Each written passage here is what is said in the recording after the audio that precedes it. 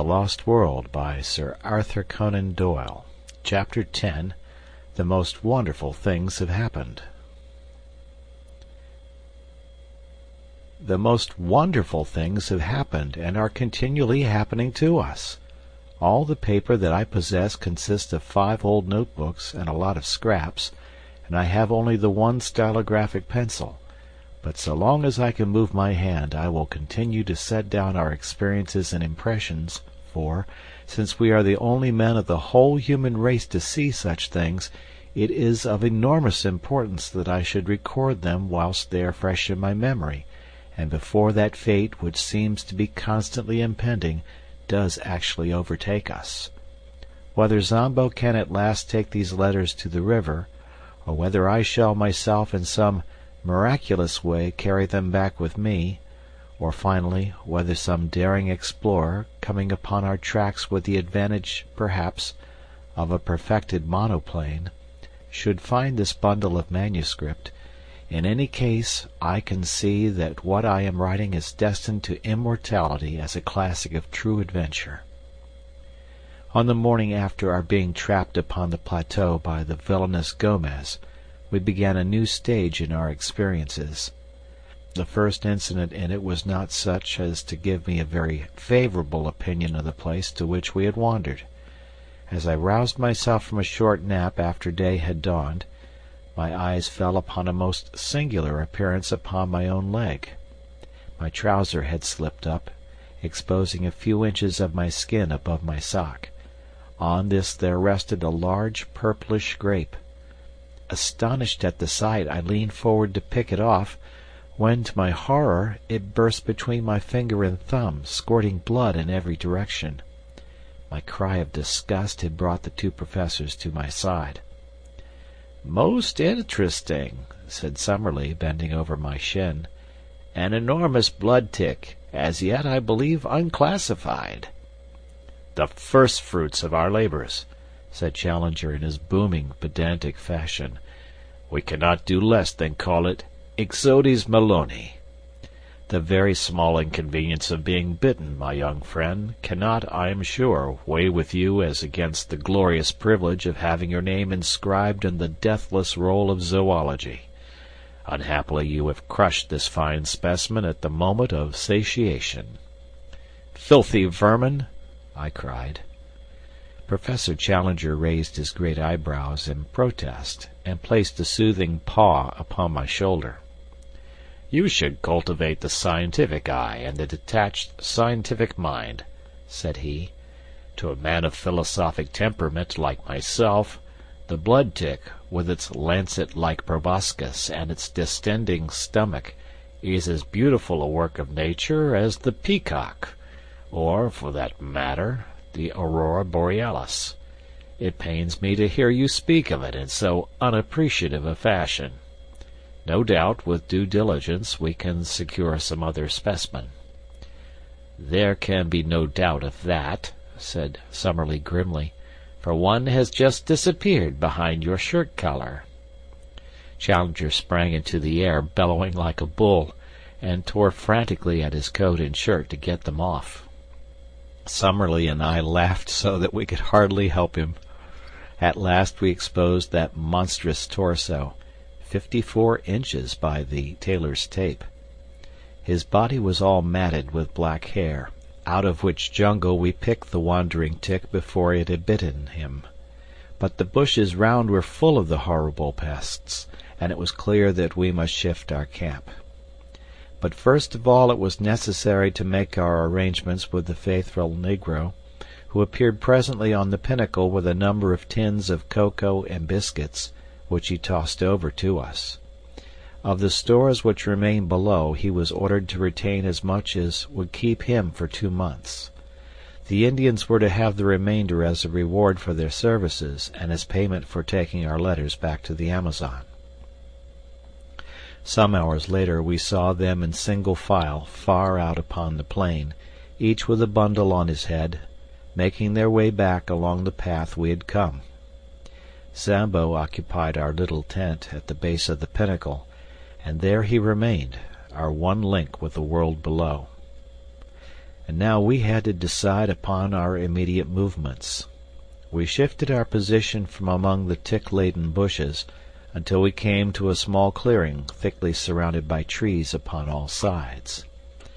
There were some flat slabs of rock in the center, with an excellent well close by, and there we sat in cleanly comfort while we made our first plans for the invasion of this new country. Birds were calling among the foliage, especially one with a peculiar whooping cry which was new to us, but beyond these sounds there was no signs of life. Our first care was to make some sort of list of our own stores, so that we might know what we had to rely upon. What with the things we had ourselves brought up, and those which Zambo had sent across on the rope, we were fairly well supplied.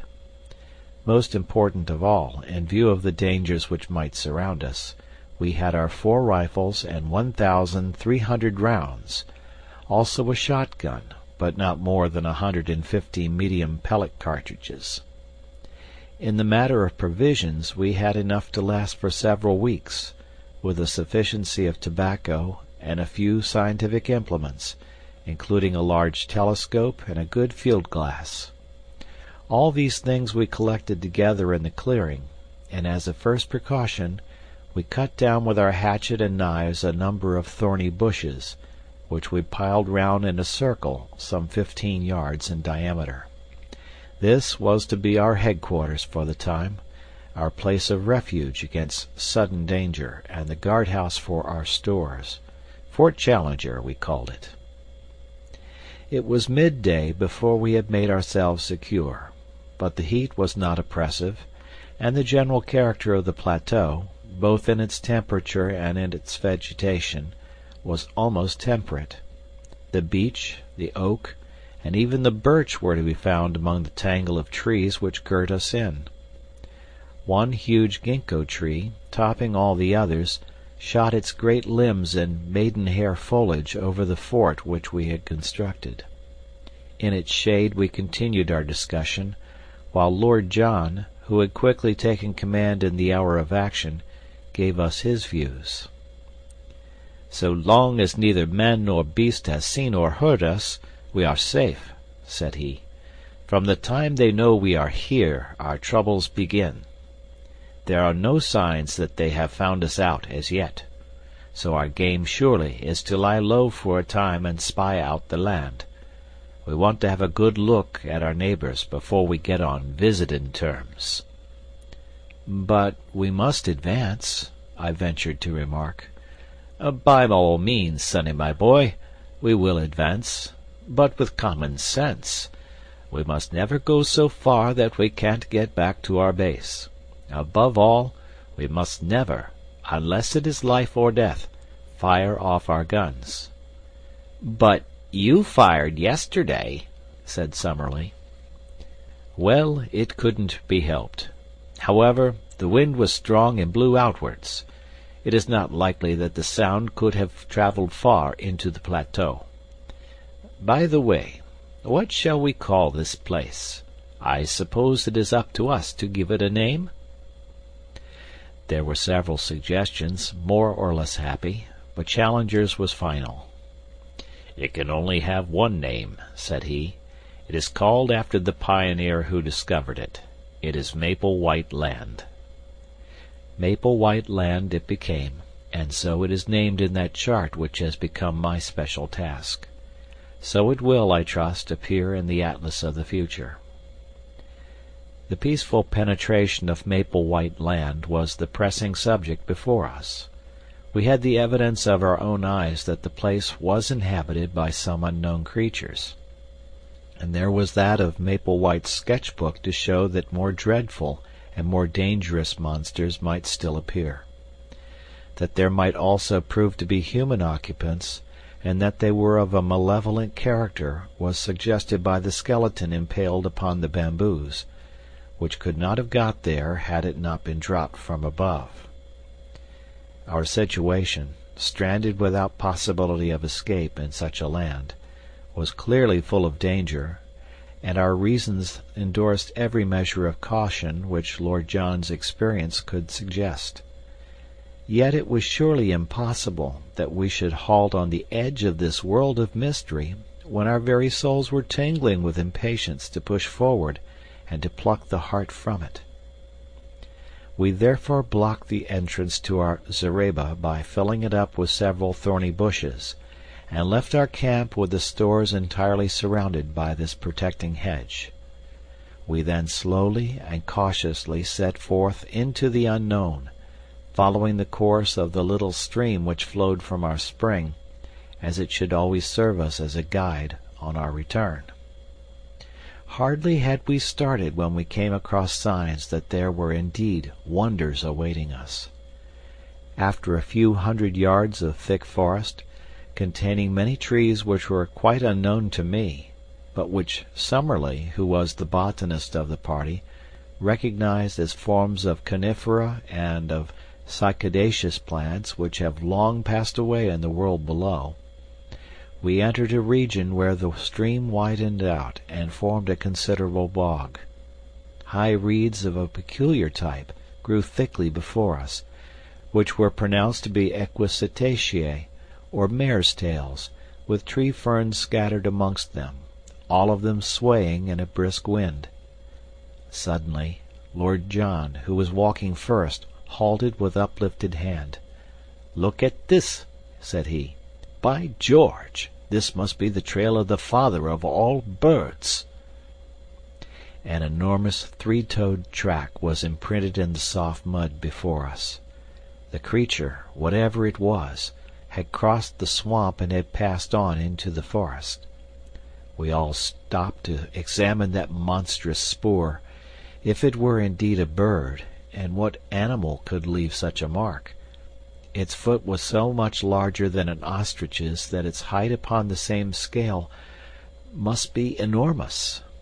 Lord John looked eagerly round him, and slipped 2 cartridges into his elephant gun. "I'll stake my good name as a shikaree," said he, "that the track is a fresh one. The creature has not passed 10 minutes. Look how the water is still oozing into that deeper print. By Jove! See, here is the mark of a little one." Sure enough, smaller tracks of the same general form were running parallel to the large ones. "But what do you make of this?" cried Professor Summerlee, triumphantly, pointing to what looked like the huge print of a 5-fingered human hand appearing among the three-toed marks. "Wealden!" cried Challenger, in an ecstasy. "I've seen them in the Wealden clay. It is a creature walking erect upon 3-toed feet, and occasionally putting one of its 5-fingered forepaws upon the ground. Not a bird, my dear Roxton, not a bird." "A beast?" "No, a reptile, a dinosaur. Nothing else could have left such a track. They puzzled a worthy Sussex doctor some 90 years ago. But who in the world could have hoped to have seen a sight like that?" His words died away into a whisper, and we all stood in motionless amazement. Following the tracks, we had left the morass and passed through a screen of brushwood and trees. Beyond was an open glade, and in this were 5 of the most extraordinary creatures that I have ever seen. Crouching down among the bushes, we observed them at our leisure. There were, as I say, 5 of them, 2 being adults and 3 young ones. In size they were enormous. Even the babies were as big as elephants, while the 2 large ones were far beyond all creatures I have ever seen. They had slate-colored skin, which was scaled like a lizard's, and shimmered where the sun shone upon it.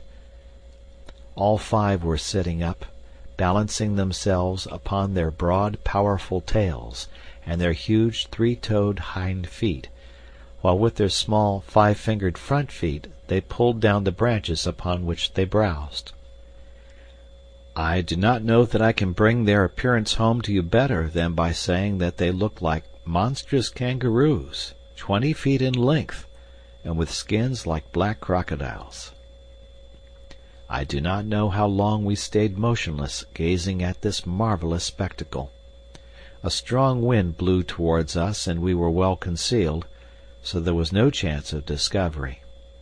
From time to time the little ones played round their parents in unwieldy gambols, the great beasts bounding into the air and falling with dull thuds upon the earth. The strength of the parents seemed to be limitless, for one of them, having some difficulty in reaching a bunch of foliage which grew upon a considerable-sized tree, put his forelegs round the trunk and tore it down as if it had been a sapling. The action seemed, as I thought, to show not only the great development of its muscles, but also the small one of its brain, for the whole weight came crashing down upon the top of it, and it uttered a series of shrill yelps to show that, big as it was, there was a limit to what it could endure. The incident made it think, apparently, that the neighborhood was dangerous, for it slowly lurched off through the wood, followed by its mate and its 3 enormous infants. We saw the shimmering slaty gleam of their skins between the tree trunks, and their heads undulating high above the brushwood. Then they vanished from our sight. I looked at my comrades. Lord John was standing at gaze with his finger on the trigger of his elephant gun, his eager hunter's soul shining from his fierce eyes. What would he not give for one such head to place between the 2 crossed oars above the mantelpiece in his snuggery at the Albany? And yet his reason held him in, for all our exploration of the wonders of this unknown land depended upon our presence being concealed from its inhabitants. The 2 professors were in silent ecstasy. In their excitement they had unconsciously seized each other by the hand and stood like 2 little children in the presence of a marvel. Challenger's cheeks bunched up into a seraphic smile, and Summerlee's sardonic face softening for the moment into wonder and reverence. "Nunc dimittis!" he cried at last. "What will they say in England of this?" "My dear Summerlee, I will tell you with great confidence exactly what they will say in England," said Challenger. "They will say that you were an infernal liar and a scientific charlatan, exactly as you and others said of me." "In the face of photographs?" "Faked, Summerlee, clumsily faked." "In the face of specimens?" "Ah, there we may have them. Malone and his filthy Fleet Street crew may be all yelping our praises yet. August the 28th, the day we saw 5 live iguanodons in a glade of maple white land. Put it down in your diary, my young friend, and send it to your rag." "And be ready to get the toe end of the editorial boot in return," said Lord John. "Things look a bit different from the latitude of London, young fellow my lad. There's many a man who never tells his adventures, for he can't hope to be believed. Who's to blame them?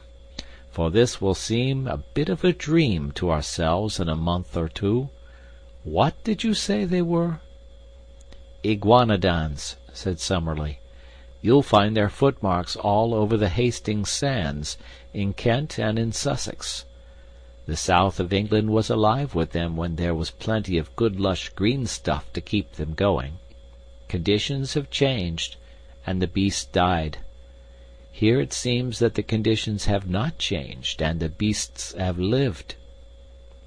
"If ever we get out of this alive, I must have a head with me," said Lord John. "Lord, how some of that Somaliland Uganda crowd would turn a beautiful pea green if they saw it. I don't know what you chaps think, but it strikes me that we are on mighty thin ice all this time." I had the same feeling of mystery and danger around us. In the gloom of the trees there seemed a constant menace, and as we looked up into their shadowy foliage vague terrors crept into one's heart. It is true that these monstrous creatures which we had seen were lumbering, inoffensive brutes which were unlikely to hurt anyone, but in this world of wonders what other survivals might there not be?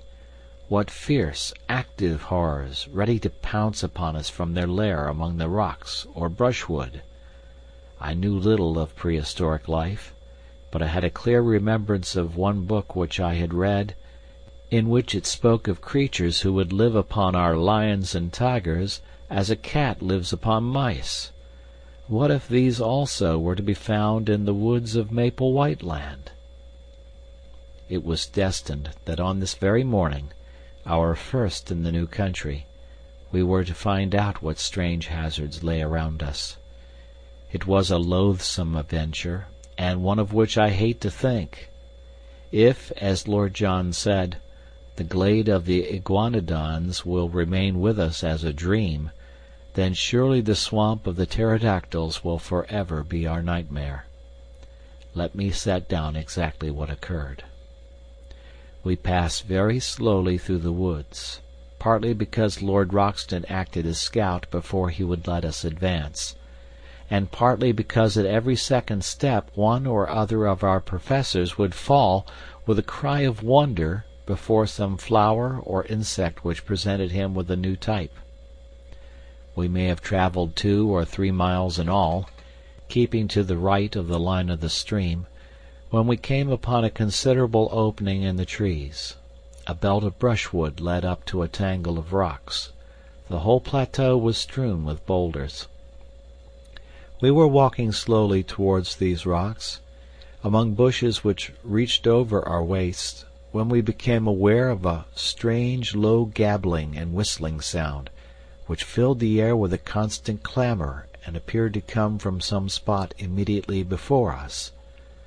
Lord John held up his hand as a signal for us to stop, and he made his way swiftly, stooping and running, to the line of rocks. We saw him peep over them, and give a gesture of amazement. Then he stood staring as if forgetting us, so utterly entranced was he by what he saw. Finally he waved us to come on, holding up his hand as a signal for caution. His whole bearing made me feel that something wonderful, but dangerous, lay before us. Creeping to his side, we looked over the rocks. The place into which we gazed was a pit, and may in the early days have been one of the smaller volcanic blow-holes of the plateau. It was bowl-shaped, and at the bottom, some hundreds of yards from where we lay, were pools of green-scummed, stagnant water, fringed with bulrushes. It was a weird place in itself, but its occupants made it seem like a scene from the 7 Circles of Dante. The place was a rookery of pterodactyls. There were hundreds of them congregated within view. All the bottom area round the water edge was alive with their young ones, and with hideous mothers brooding upon their leathery, yellowish eggs. From this crawling, flapping mass of obscene reptilian life came the shocking clamor which filled the air, and the mephitic, horrible, musty odor which turned us sick. But above, perched each upon its own stone, tall, gray, and withered, more like dead and dried specimens than actual living creatures, sat the horrible males, absolutely motionless, save for the rolling of their red eyes, or an occasional snap of their rat-trap beaks as a dragonfly went past them. Their huge membranous wings were closed by folding their forearms, so that they sat like gigantic old women, wrapped in hideous web-colored shawls, and with their ferocious heads protruding above them. Large and small, not less than 1,000 of these filthy creatures lay in the hollow before us. Our professors would gladly have stayed there all day, so entranced were they by this opportunity of studying the life of a prehistoric age. They pointed out the fish and dead birds lying about among the rocks as proving the nature of the food of these creatures, and I heard them congratulating each other on having cleared up the point why the bones of this flying dragon are found in such great numbers in certain well-defined areas, as in the Cambridge greensand, since it was now seen that, like penguins, they lived in gregarious fashion. Finally, however, Challenger, bent upon proving some point which Summerlee had contested, thrust his head over the rock and nearly brought destruction upon us all. In an instant the nearest male gave a shrill whistling cry, and flapped its 20-foot span of leathery wings as it soared up into the air. The females and young ones huddled together beside the water, while the whole circle of sentinels rose one after the other and sailed off into the sky.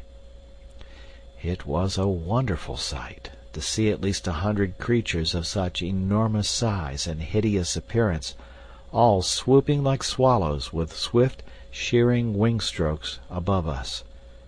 But soon we realized that it was not one on which we could afford to linger.